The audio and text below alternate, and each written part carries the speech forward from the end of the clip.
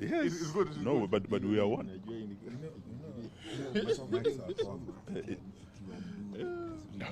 I'm told the mic is on. You should have read the half, and the mother read the father.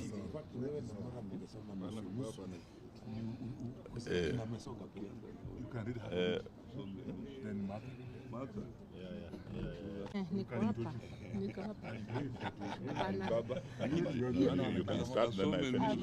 No, you can do half, then I do the other half. Oh, the mic is on.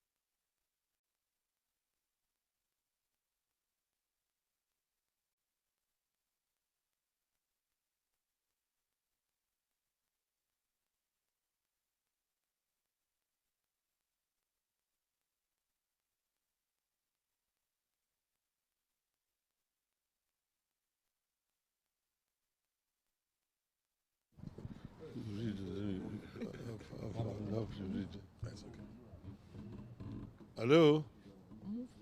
You ready? Okay.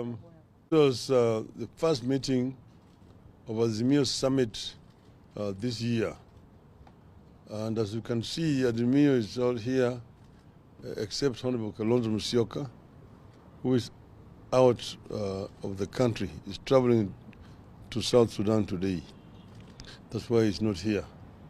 There's been a lot of speculation in the media. Oh, Azimio is splitting. Azimio is convening meetings which have not been held, and so on and so forth. That is all trash, media propaganda.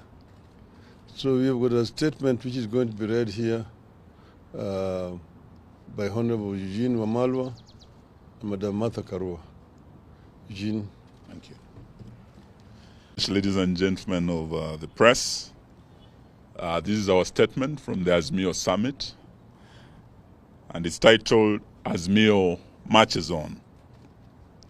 The summit, which is the top decision-making organ of Azimio La Umoja One Kenya Coalition Party, has held a meeting today under the chairmanship of the Right Honorable Raila Odinga. Being the first this year, the meeting focused on 4 main agenda items, namely review of the previous year, briefing on the government's budget-making process, position on public interest litigation, and the way forward. In attendance, as you can see before you, apart from our leader, we have his deputy, the Honorable Martha Karua, yours truly, Honorable Mwangi Wairia, Honorable Wycliffe Oparanya, Honorable Peter Munya, Honorable Jeremiah Kioni, Honorable Nderitu Mreithi, Honorable Wajakoya, and Honorable Opio Wandae. Absent with apology was the Honorable Stephen Kalonzo Musyoka, who's currently in the Sudan for other engagements, but who spoke to our leader this morning and sent his apologies. And the meeting has gone on with his blessings, and his views have been incorporated in the resolutions that we'll be reading to you shortly. After lengthy deliberation, the summit resolved the following. Azimio remains satisfied with its activities that were able to focus on the excesses of the Kenya Kwanza regime that has made life miserable for the greater majority of Kenyans. Because of Azimio's focus and steadfastness, the cost of living as a government-induced pain is understood to be a direct result of Ruto's policies and not only global environment or previous regime. So this is purely Ruto's failed policies, and it should not be blamed on any global environment or Uhuru Kenyatta's regime almost 2 years later. The coalition is satisfied with the work of standing up for Kenyans and commits to continue holding the regime to account and to put blame where it belongs on areas like the ever-rising taxes, the deteriorating relationship with our neighbors, the rampant corruption in government, the tribalism in public service, the deterioration of the Kenya shilling, and general deterioration of our economy. The Kenya Kwanza regime, and not the people of Kenya, are to blame for these misfortunes that have ended up hurting innocent Kenyans. Azimio deeply regrets the loss of lives during the peaceful protests, continues to hold the government responsible for these needless deaths, and promises that the deaths shall never be in vain. The coalition has weathered several vigorous attempts by the Ruto administration to create disunity and splits in its ranks. Unity is an achievement the coalition will guard jealously to be able to continue fighting for Kenyans as one united front. Because the coalition has been able to stand up and stand together, Kenyans have regained their voice, their courage, and are standing up to the bullies in this regime. Kenyans are standing up in very remote parts of the country to tell off the government on its lies and its insensitivity to the people. We encourage Kenyans to continue manifesting courage and call out this regime. We will stand with all Kenyans expressing such courage and determination to take back our country. The coalition is happy and proud of the performance of its members of parliament and on all critical national issues. When it has mattered, even where the members have been outnumbered, they have expressed themselves clearly and candidly on such issues as the Finance Act 2023, and Kenyans will remember that there were 88 loyal members of Azimio who stood with them, and there are 176 who voted yes, and that is why they are suffering today. Kenyans will remember their voices also of Azimio legislators on the housing levy, on the deployment of the police to Haiti, and the general state of the economy. Over time, we have been vindicated. May I now invite my senior, the Honorable Martha Karua, to read the rest of the statement. Thank you very much. The summit had a robust discussion on strengthening Azimio and its constituent parties. The coalition partners have been able to agree on fundamental strategies and tactical positions.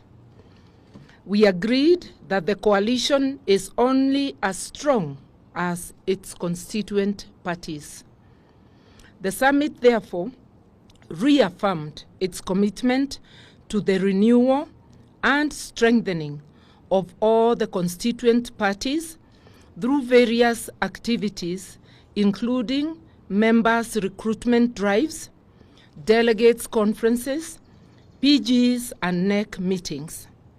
All constituent parties have committed to pursuing a common program of action that addresses the challenges the country is going through, and that also help to advance and defend the gains of democracy.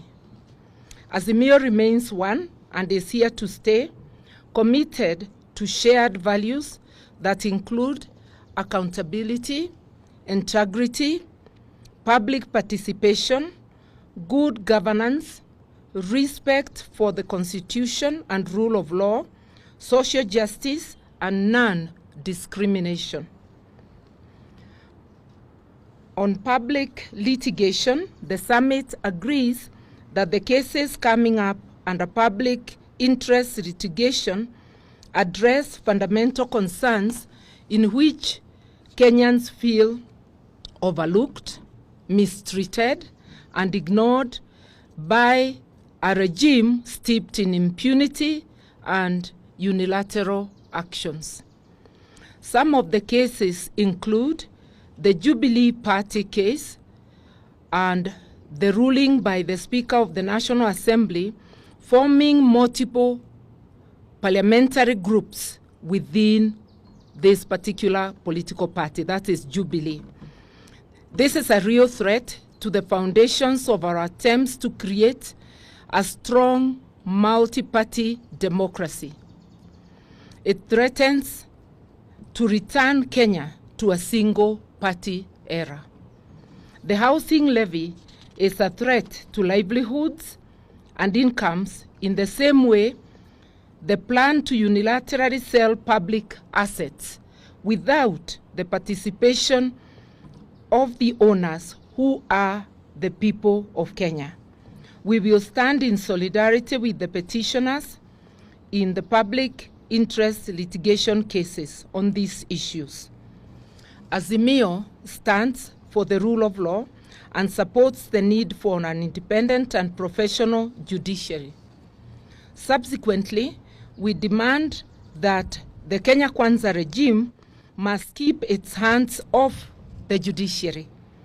We take note of the support expressed by the United States government for the Ruto regime to appeal against the ruling on the deployment of police to Haiti. It is our hope that all parties shall respect the independence of the judiciary and that foreign interests will keep off our national affairs. Azimio remains on the way forward. Azimio remains extremely disturbed by the worsening cost of living, the ever-rising and reckless taxes by Zakayo, the collapsing national currency, the chaos in the education sector, the tribalism in public service, and the return of mega corruption.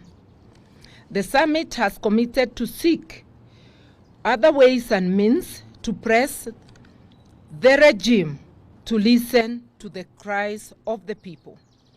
The litigation will only be one such avenue. Other ways are being worked on, whose ultimate goal is to force the regime to be sensitive to the tribulations of the people and to enable the people to take such steps as they may deem necessary, remembering that they have the residual power and sovereignty for the people to be able to rid themselves of this yoke put by the regime. Just like the donkey spoke to Balaam in the Bible, the donkey is now telling Zakayo, enough is enough. We thank you. Thank you very much. Thank you very much. Thank you. Thank you very much.